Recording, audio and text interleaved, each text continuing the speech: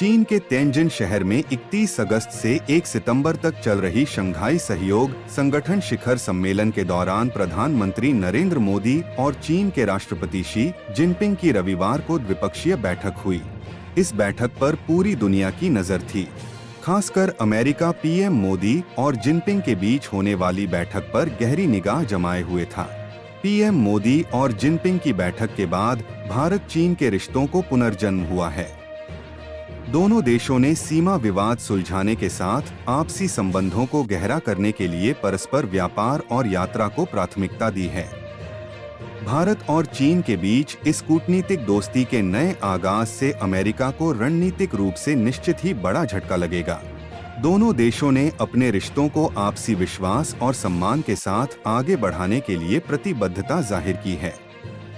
प्रधानमंत्री मोदी ने चीन के राष्ट्रपति शी जिनपिंग के साथ द्विपक्षीय वार्ता के दौरान सीमा विवाद सुलझाने और बॉर्डर पर शांति और शीलता की स्थापना का ऐलान किया।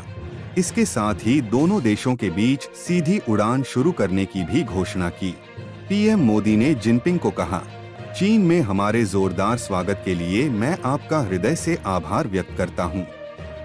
पिछले वर्ष कजान में हमारी बहुत ही सार्थक चर्चा हुई, जिससे हमारे संबंधों को एक सकारात्मक दिशा मिली है। सीमा पर हमारे सैनिकों की वापसी के बाद शांति और स्थिरता का माहौल बना हुआ है। हमारे प्रतिनिधियों के बीच सीमा प्रबंधन पर सहमति बन गई है। कैलाश मानसरोवर यात्रा फिर से शुरू हुई है। दो देशों के बीच सीधी फ्लाइट फिर से शुरू की जा रही है। जिनपिंग के साथ बैठक के दौरान पीएम मोदी ने कहा कि हमारे सहयोग से दोनों देशों के 2.8 अरब लोगों के हित जुड़े हुए हैं। इससे पूरी मानवता के कल्याण का मार्ग भी प्रशस्त होगा। परस्पर विश्वास, सम्मान और संवेदनशीलता के आधार पर हम अपने संबंधों को आगे बढ़ाने के लिए प्रतिबद्ध हैं। चीन को एससीओ की सफल अध्यक्षता के लिए मैं आपको बहुत बधाई देता हूं। एक बार फिर चीन यात्रा के निमंत्रण के लिए और आपकी हमारे बैठक के लिए मैं बधाई देता हूं।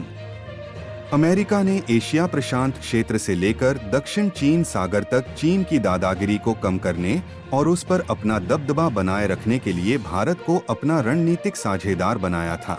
अमेरिका को यह बात अच्छी तरह से पता है कि एशिया में सिर्फ भारत ही एकमात्र ऐसा ताकतवर देश है जो चीन से सीधे टक्कर लेने का साहस रखता है। इसलिए अमेरिका ने पिछले 1 दशक में भारत के साथ अपने रिश्तों को और अधिक मजबूती दी थी। क्वाड का गठन भी अमेरिका की इसी रणनीति का हिस्सा थी। मगर अब भारत और चीन के बीच कूटनीतिक दोस्ती होने से समूचे एशिया में अमेरिका की रणनीतिक पकड़ कमजोर हो जाएगी। विशेषकर उसकी ताइवान नीति को बड़ा झटका लेगा। अमेरिका के राष्ट्रपति डोनाल्ड ट्रंप ने पहले चीन पर 125% तक टैरिफ लगाया। इससे अमेरिका और चीन में भीषण टैरिफ और ट्रेड वार शुरू हो गया। चीन ने भी अमेरिका पर जवाबी टैरिफ लगा दिया। बाद में अमेरिका और चीन के बीच समझौता हो गया। इसी तरह अमेरिका ने ब्राजील, कनाडा, मैक्सिको और जापान समेत अन्य प्रमुख देशों पर भारी टैरिफ लगाया। बाद में अमेरिका ने भारत पर 50% टैरिफ लगा दिया। ट्रंप ने पहले भारत पर 25% टैरिफ लगाया और उसके बाद रूस से तेल खरीदने के आरोप में 25% अतिरिक्त टैक्स का ऐलान कर दिया।